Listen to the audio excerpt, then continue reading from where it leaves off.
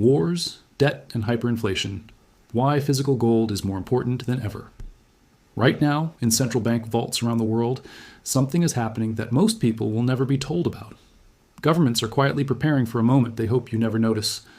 A moment when paper promises stop being enough, and the only thing left standing is what you can hold in your hand.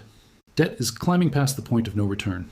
Wars are draining treasuries faster than anyone will admit, and somewhere between the headlines and the silence, a decision is being made about your future, one you were never invited to make. By the end of this video, you will understand exactly what that decision is, and why the next few years may decide who protects their wealth, and who does not. Welcome back to Precious Metals Intelligence, a channel built for those who prefer to understand the forces shaping the economy before they arrive, not after. Whether you're joining from a boardroom, a home office, or somewhere far from home this evening, thank you for making the time to think seriously about what's ahead. If you take a moment, we'd genuinely like to know, where are you watching from today? Drop it below. This audience spans more places than you'd expect, and it's always worth. In the summer of 2026, the world's largest stock market sat near record highs. Investors felt confident. Analysts spoke about strong earnings and steady growth. On the surface, everything looked fine. But a small group of economic historians and independent researchers began asking a different question. They wanted to know what was happening underneath that calm surface, in the places most people never look.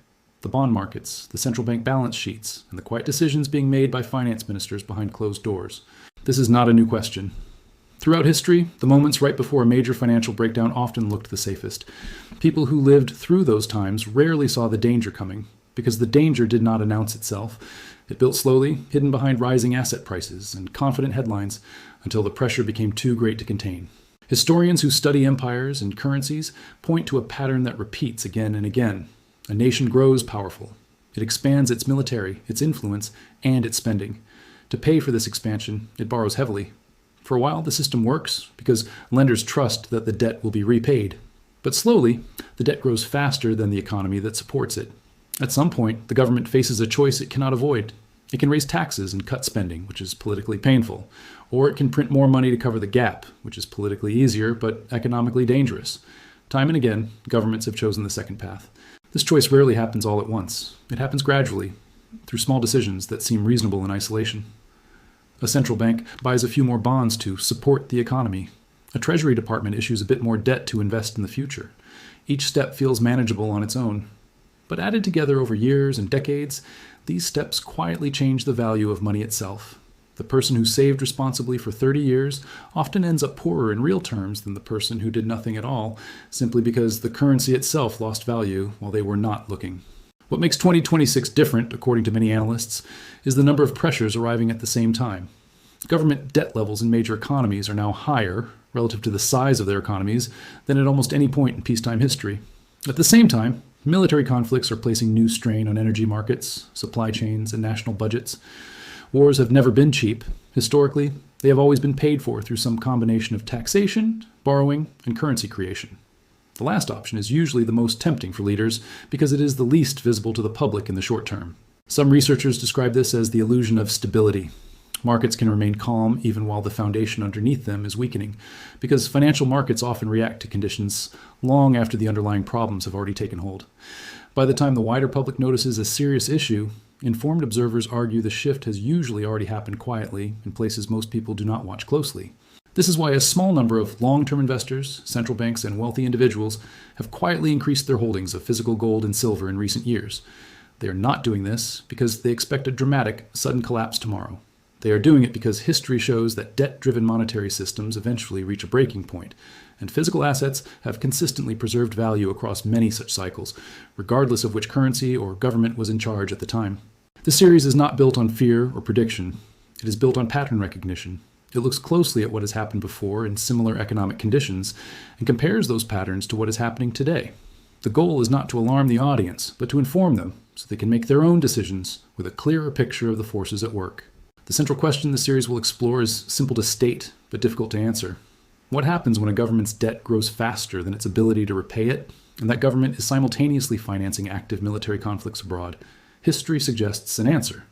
The next 4 parts of this analysis will examine that answer in detail, starting with the mathematics of debt itself, and why so many economists now believe the world has entered a phase from which there may be no easy return. At first, the effects were mild, but confidence in the currency eroded quickly. and by 1923, prices were doubling every few days. People famously carried wages home in wheelbarrows, only to watch those savings become worthless within hours. This was not caused by a lack of resources or productivity. Germany still had factories, workers, and farmland. The crisis was caused entirely by the collapse of trust in the currency itself. Britain offers a quieter, slower version of the same story.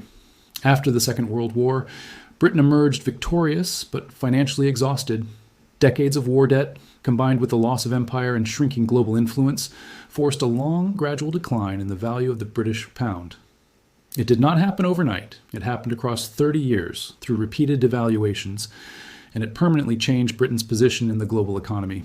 Many British citizens who lived through that period never fully understood at the time that their savings were being slowly eroded by policy decisions made far above their heads. Perhaps the most important turning point for the modern global economy came in 1971, when the United States ended the direct link between the dollar and gold. Before that year, the value of the dollar was tied to a fixed amount of gold, which limited how much money the government could create. After that year, the dollar became what economists call a fiat currency, meaning its value depended entirely on trust in the government that issued it, rather than being backed by a physical asset. This gave governments far more flexibility to spend and borrow. It also removed the natural limit that had existed for decades. Since that decision, the purchasing power of the dollar has declined significantly, even as the nominal price of goods, homes, and wages have all risen. Today, many economists argue that several major economies are approaching a similar turning point. Deficits continue to grow year after year, regardless of which political party holds power. Central banks continue to expand their balance sheets, buying government debt to keep interest rates artificially low. Officials often describe these actions using technical language, but the underlying pattern mirrors what happened in Weimar Germany, in post-war Britain, and in the years following 1971. The tools have changed. The basic mathematics has not. What makes this moment particularly important is timing. Debt levels are rising at the same time that wars are placing new demands on national budgets. Historically, these two pressures rarely arrive together without consequence. When a government must finance both a growing domestic debt and an active military conflict, the temptation to create new money becomes very difficult to resist. This is not a matter of opinion. It is a pattern that has repeated across different countries, different centuries, and different political systems, almost always ending the same way for those who did not prepare in advance. The next part of this analysis examines exactly how war accelerates this process, and why conflict has historically been one of the fastest ways to push a struggling monetary system past the point of no return. Wars have always cost more than the weapons and soldiers involved. Behind every conflict lies a second battle, fought quietly in treasury departments and central banks, over how to pay for it all. This second battle rarely makes headlines, yet it often shapes the economic future of nations long after the fighting stops. History shows a consistent pattern. War tends to compress decades of financial pressure into just a few short years. To understand why, it helps to think about how governments typically raise money. There are only three real options. They can raise taxes, which is unpopular and slow to implement. They can borrow money by issuing bonds, which works only as long as lenders trust the currency will hold its value. Or they can create new money directly, using the central bank to fund spending. During peacetime, governments often try to balance these three tools carefully. During wartime, that balance almost always breaks down. Military spending becomes urgent and unavoidable, and taxation alone can never raise funds quickly enough to match the pace of conflict. This leaves borrowing and money creation as the two remaining paths, and history shows that governments tend to lean heavily on both at once. The economic historian who studies wartime finance quickly notices a familiar sequence. First, government spending rises sharply to fund military operations. Second, that spending gets financed through a mix of new debt and expanded money supply. Third, as more currency enters the economy without a matching increase in goods and services, prices begin to rise. This is inflation in its most basic form, more money chasing the same amount of real value. Wars do not usually create inflation directly. They create the financial conditions that make inflation almost unavoidable. Modern conflicts add another layer of pressure that earlier wars did not always face in the same way: energy and resource disruption. Today's global economy depends heavily on a stable and predictable flow of oil, natural gas, and critical raw materials. When conflict disrupts shipping routes, damages infrastructure, or removes major producers from global markets, the effects move quickly through the entire economic system. Energy costs rise, transportation costs rise, manufacturing costs rise. Eventually, the price of nearly every product a person buys reflects, in some small way, the disruption happening thousands of miles away. This is why professional investors and institutions often watch geopolitical developments as closely as they watch economic data. A conflict in one region can quietly raise costs across an entire global supply chain, even for businesses and consumers who have no direct connection to the war itself. Few people realize how much of their daily cost of living is tied to the stability of faraway regions until that stability disappears. There's also a strategic dimension that receives less public attention. During periods of conflict and uncertainty, large institutions, sovereign wealth funds, and central banks often begin quietly repositioning their reserves. Rather than announcing these moves publicly, they tend to shift a portion of their holdings toward assets that do not depend on any single government's promise to pay. Gold has historically served this function more consistently than almost any other asset, precisely because it is not tied to the financial health, political stability, or borrowing capacity of any one nation. This behavior is not new. Central banks around the world have been steadily increasing their gold reserves over the past several years, a trend that accelerated noticeably after major geopolitical shocks. When the institutions responsible for managing entire national economies begin making this shift, it often signals something important. These are not retail investors reacting emotionally to headlines. They are professional risk managers, tasked with protecting national reserves over long time horizons, and their actions tend to reflect careful analysis rather than short-term sentiment. For the individual observer, this pattern offers a useful lesson. War rarely stays contained within the borders of the countries directly involved.